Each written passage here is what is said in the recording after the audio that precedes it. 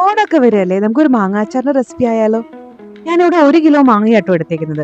എന്നിട്ട് നമ്മളിത് കഴുകി കഴിഞ്ഞിട്ട് ഇതിന്റെ വെള്ളമെല്ലാം നമ്മൾ ഒരു തുണി കൊണ്ട് നല്ലതായിട്ട് തുടച്ച് മാറ്റിയിട്ട് ഒട്ടും വെള്ളം ഇല്ലാണ്ടാണ് എടുത്തോണ്ട് വരേണ്ടത്.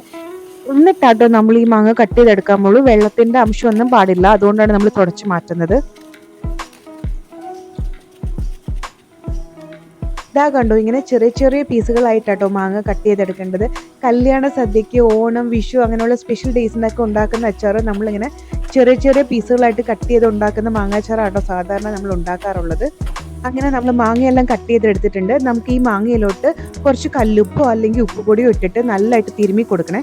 എന്നിട്ട് അടച്ചു വെച്ചിട്ട് 1 മണിക്കൂർ നമുക്കിത് റെസ്റ്റ് ചെയ്യാൻ വെക്കാം. അപ്പോൾ അതിൽ നിന്ന് വെള്ളമെല്ലാം ഇറങ്ങും കേട്ടോ, മാങ്ങയിൽ നല്ലതായിട്ട് വെള്ളമെല്ലാം ഇറങ്ങും. ഇനി ഉണ്ടല്ലോ, നമുക്ക് ഇതിലോട്ട് ആഡ് ചെയ്യാനുള്ള ഒരു പൊടി തയ്യാറാക്കാം. അതിന് വേണ്ടിയിട്ട് ഒരു പാൻ അടുപ്പത്ത് വെച്ചിട്ട് 1 സ്പൂൺ ഉലുവയും 2 സ്പൂൺ കടുകും കൂടി ഇട്ടിട്ട് നല്ലതായിട്ടൊന്ന് വറുത്ത് കൊടുക്കാം. ഈ കടുക് പൊട്ടുന്ന സൗണ്ട് കേൾക്കില്ലേ, അപ്പോൾ തന്നെ നമുക്ക് തീ ഓഫ് ചെയ്യാം. എന്നിട്ട് നമ്മുടെ മിക്സിയുടെ ജാറിലിട്ടിട്ട് നമുക്ക് പൊടിച്ചെടുക്കാം കേട്ടോ. നമുക്ക് ഈ 1 കിലോ മാങ്ങയ്ക്ക് ഇത്രയും പൊടി വേണ്ട, പക്ഷെ നമ്മുടെ മിക്സിയുടെ ജാറിൽ ഇട്ട് അടിക്കണമെങ്കിൽ ഇത്രയെങ്കിലും നമ്മൾ ആഡ് ചെയ്ത് കൊടുത്താൽ മാത്രമേ നമുക്ക് അടിക്കാൻ പറ്റത്തുള്ളൂ. ബാക്കി നമുക്ക് ഫ്രിഡ്ജിൽ എടുത്ത് വെച്ചിട്ട് ഇനി അച്ചാർ ഉണ്ടാക്കുമ്പോൾ യൂസ് ചെയ്യാം.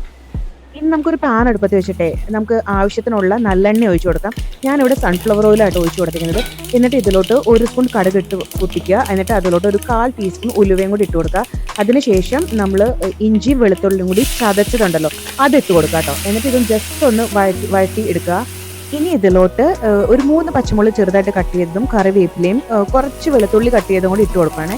ഇത് എന്നിട്ട് ജസ്റ്റ് ഒന്ന് വരണ്ട് ഒരു ജസ്റ്റ് കളർ ഒന്ന് മാറുമ്പോഴത്തേക്കും നമ്മൾ ഇതിലോട്ട് 1/4 ടീസ്പൂൺ മഞ്ഞൾപ്പൊടിയാണ് ഇട്ട് കൊടുത്തേക്കുന്നത്. ഇതിന്റെ പച്ചമണം മാറി കഴിയുമ്പോഴത്തേക്കും നമുക്ക് മുളക് പൊടി ഇട്ട് കൊടുക്കാം. ഞാനിവിടെ 3 സ്പൂൺ മുളക് പൊടിയാണ് ഇട്ട് കൊടുത്തിരിക്കുന്നത്. ഞാനിവിടെ പൊടിച്ചു വെച്ചേക്കുന്നത് കാശ്മീരി മുളക് പൊടിയും കൊല്ലം മുളക് പൊടിയും മിക്സ് ചെയ്താണ് പൊടിച്ചു വെച്ചേക്കുന്നത്. നിങ്ങൾക്ക് വേണമെങ്കിൽ പകുതി മറ്റേ കൊല്ലം മുളകിന്റെ പൊടിയും പകുതി കാശ്മീരി മുളക് പൊടിയും ഇടാട്ടോ. അങ്ങനെ ടോട്ടൽ 3 സ്പൂൺ പൊടിയാണ് ഞാൻ ഇട്ട് കൊടുത്തേക്കുന്നത്.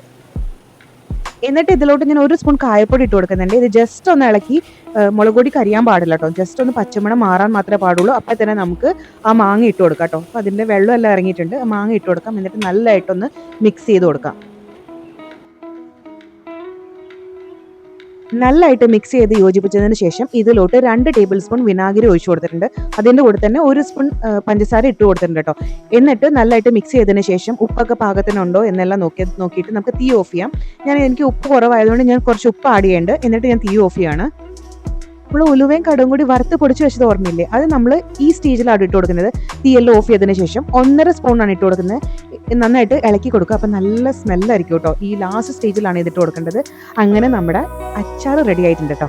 ഇനി ഇതിൻ്റെ ചൂട് മാറിയതിന് ശേഷം നമുക്ക് ചില്ലുകുപ്പിയിലോട്ട് മാറ്റാട്ടോ ഇത്.